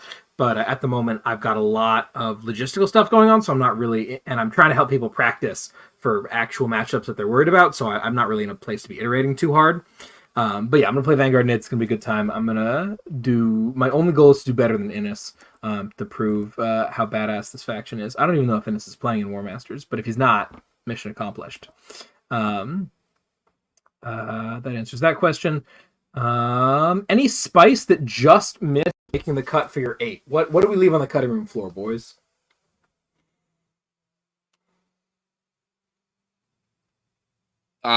I think the obvious answers were the last things we were considering were kind of switching around the last 3 people to settle, which was myself, Sean, and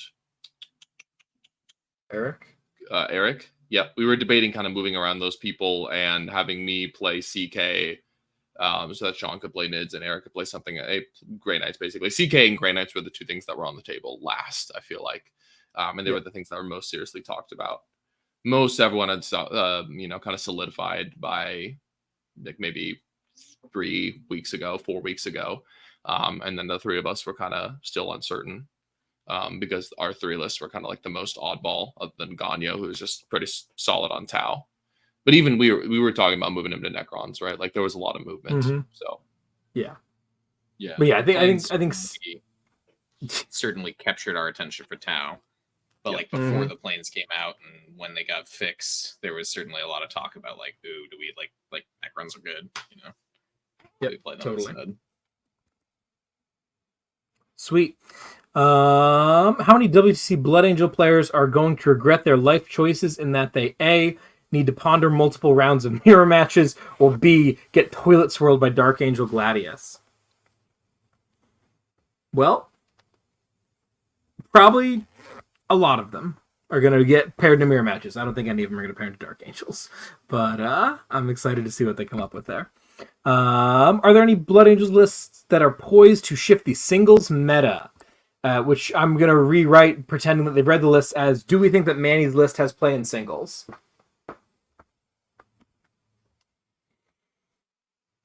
I mean, yeah, definitely.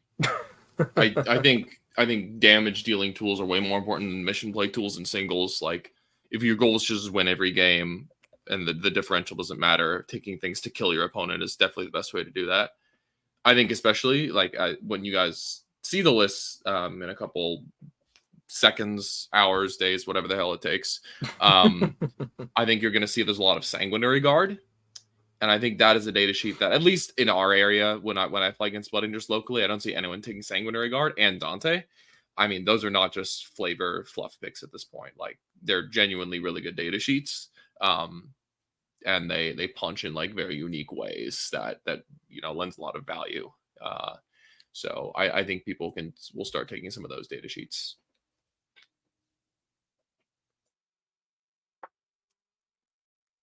Very, very cool.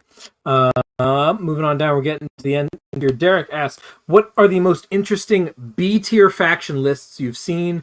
Anything they built to accomplish in teams that you see as being really appreciable? I talked about the Necrons earlier. I think is the biggest example of this. That Crypt list, I think, is boring as hell in singles, but is fantastic in teams for that role of just blunting whatever. And also, it will, like, some people just aren't ready for Catan. Like, it's going to win some games off of the back of that for sure. Saying that does great. I think Admech is the other one that comes to mind. Poland are not the only people bringing Admech, but in general, not a great singles army, but that can do a lot of nonsense in teams in that blunting kind of role. Any other factions, you guys? Death Guard.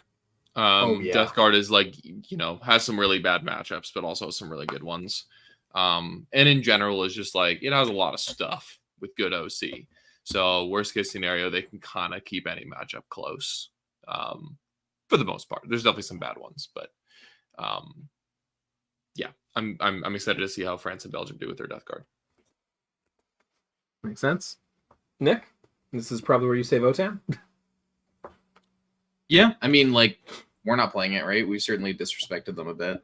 And I mean, like, yeah, there seems to be a split. Like, Poland's got no Votan, right? But like England and Germany's got Votan. So like some people like them a lot, some people don't like them. I mean, Votan are kind of like Tau, right? Very similar, like, aggressive or potential to be aggressive shooting army.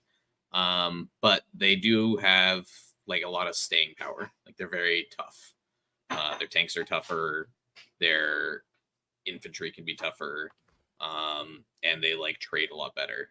They have I don't know, they're not going to get blown out unless they hit certain things, or unless they play really aggro and it doesn't work out. But yeah, they're certainly prone to like dice whiffs. Like, they got no rerolls, so sometimes it doesn't work out. But yeah, I don't think they're really trying to accomplish anything that different from Tau or anything that unique. They're just good gun army that's hard to one-shot. Yeah. Tau and Votan, an interesting distinction between the two of them in terms of how they're trying to do damage, though, is that Tau, like, really don't care about mods, and Votan really, really do. Votan are one of the only armies where being -2 to hit can be just an absolute asset. So anyone who has access to that, like anyone who has an LFR kind of strat on a natively stealthy unit, or anyone who has access to unexpected ways of getting stealth and whatnot, really powerful into Votan, really weak into Tau. I'm curious if any matchups hinge on that. The bikes ignore stealth entirely. That's right? true. So if the you're bikes playing, do like, ignore 12 stealth. bikes, Mm-hmm. if you're playing 2x6, right, bikes are a big part of your firing base there. You can still just throw a boatload of dice with sustain too at people. Mm-hmm. No, absolutely. Cool. At least in my experience, it's like it's very rare to hit -2 to hit armies. There's very few of those out there. That's what I'm saying. They're few and far between. As a Vanguard Nids player, I just see a pile of different ways that I can put -1 to hit on things, and I'm curious. But yeah, And anyway, Puka doesn't want to play against that at all. Reactive blown up, terrible for them. Probably. We shall see. All right, sweet. Question for Lucas here for sure, because I know you've been playing them a lot recently. Why do you think the Demons had such a poor showing in lists? And in particular, he follows up saying, more than just they suck. It does seem like there are some legit good synergies and sheets in that book, but they're not really in a lot of armies. What's gives? Yeah, I really like Demons, and especially I think on like GW terrain they can be really successful. And not only that, the variety of lists you can build on GW terrain is really cool. So I think Demons are a fantastic singles army, and you can catch a lot of people off guard with them because that book is incredibly deep. The Shadows change was gigantic for them. Being able to basically draw pot in off your Greater Demons on any turn is huge, and you're already taking multiple Greater Demons because they're just good. So that's a straight up upgrade to the already best list. You don't need to like change things around. There's no side grading going on. It's just like a buff straight up. Why I don't think it's particularly impactful on WTC, I was going to say on WTC terrain, is because of the terrain, right? Like this is still an army that at the end of the day is super reliant on monsters that have huge profiles, like footprint wise. It's very reliant on mounted units, or it's fairly reliant on mounted units. Blood Crushers are still one of the best data sheets in my opinion. So it's just challenging to bring all of those to bear. If your goal is to like charge someone with a Bloodthirster or drop potting in Blood Crushers, like you might struggle to even make one of those units get in. Whereas on GW terrain, it's very easy to just like find an open corner of the battlefield to drop them both in and go for 6-inch charges. This is Eric's question we're answering. Slanesh Chariots are good, but again, another mounted unit that can't go through walls and gets moved blocked by the rest of your army, right? So like, there's only so many of these units you can bring. And if you try to account for that in your list, then you're, bringing a ton of 1 wound, 5-up invuln idiots that get melted by bolters, like people's rhinos literally gunning down 10 demonettes at a time, which is like catastrophic type of shit. So that's why I think Demons have a little bit of rough showing. They still are, for the most part, a 4-up invuln army. So if you get them into matchups that rely on where those armies are relying on AP, I think they can struggle, but on the flip side, like they basically have no field of pain, right? So every time they fail a 4-up invuln, it's just going through and slaughtering them. Yes, there are units that are not mounted, but again, for the most part, Blood Crushers are an amazing unit. These Chariots are amazing units. The Great Unclean One, the Bloodthirster, and if you want to bring them Scarbrand, these are all people that have gigantic bases and need to hide, but also need to run in. That's just like a rough combination. Yeah, absolutely. Big shout out, by the way, to our boy Paul Winters for kicking absolute tail, winning Best in Faction Demons at Tacoma this weekend with his triple keeper. You can watch him on stream, just running people over. The keeper's an insane data sheet. It's a good data sheet. Not at dealing damage. We were reading that thing. Yeah, at everything else. Yes. And last question here comes from Isaac. I remember the spaces here. Says, this week I went 7-1 at Tacoma. Best ever turn performance, which I'm really happy with. Congratulations, Isaac. That's awesome. However, I am still missing out on top tables and being able to win 2-day events. What is the best way for me to improve besides just playing more? Says he's already playing 8 games a week, and so he really is not able to play more than that. That's an absurdly large number. But any advice is appreciated. Well, I think that if you're playing a lot of games and you're not seeing improvement, I got 2 things. First of all, stat-check.com/coaching. Get yourself a coach. If you're willing to put in that level of investment, having someone who's really there to analyze is what it is that you're doing well and poorly and pointing at things for you to practice on is going to be a lot better. If just practice isn't getting you somewhere, you got to be a little more directed. Along those same lines, you may need to be looking at an upgrade in terms of your practice partners.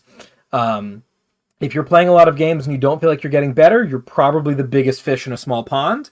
And whether that means traveling a little bit further to get good practice a little bit less often, or finding more TTS matches against higher quality talent, like in the Vibe Check League over at Stat Check that runs sometimes. I don't know the details. That's not for me. I play too much TTS as is.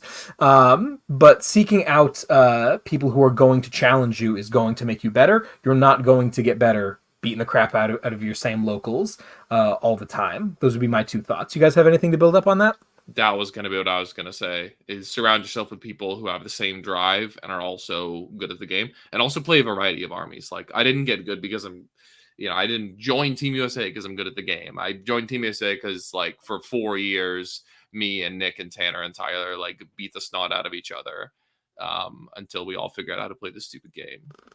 So surrounding yourself with quality practice is the best way to get better. Yeah, and like the same too, like other people that are excited about the game, because they're gonna find innovations that you might not find.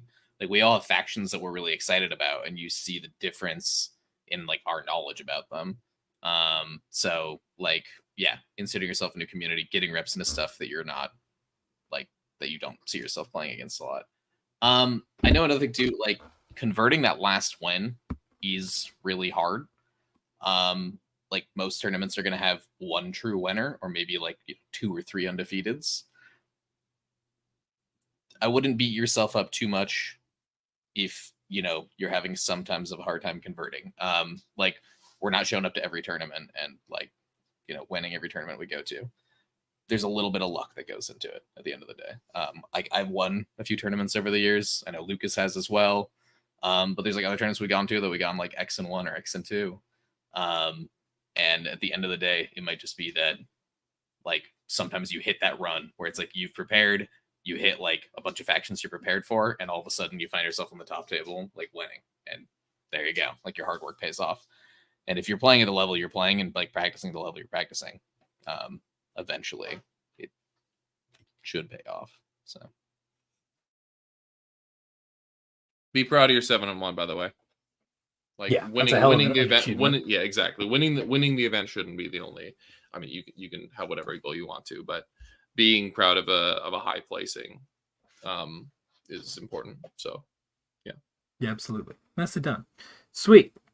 Well, that is the end of our listener questions. Again, if you want to keep the conversation going, please drop us a comment down in the YouTube or a review on wherever you get your podcasts. Come on over to the Discord, get some coaching, whatever level of engagement you're looking for, we've got it for you. And again, check out those links in the description for some of those wonderful sponsors who offer fantastic products. WTC is only 1, 2, 3.5 weeks away. Crazy. We're going to be bringing you some great content surrounding that, though, as you might imagine, the travel may disrupt our schedule, so be prepared for a little bit of awkward timings coming up. Next week, we're trying to do something really cool. We'll see if we can make it happen. I won't tell anything about it. It's not about WTC, but we'll see if we can make something fun happen, see if we can get someone fun on the show. But, Lucas is excited. But yeah, check out the stat reps. Lucas and I just filmed another one yesterday with some unexpected armies. That was a ton of fun. I'm very excited to get the commentary done for that. That'll go up probably on Wednesday, if I had to guess, unless my practice games take too long for me to edit that. But it's going to be great. So check that out. Check out the rest of the show. Stat Check is recording this time-ish tomorrow. So obviously there's going to be a lot of good stuff over there. Anything else you guys want to shout out before we sign off for the week? The Orcs are the best!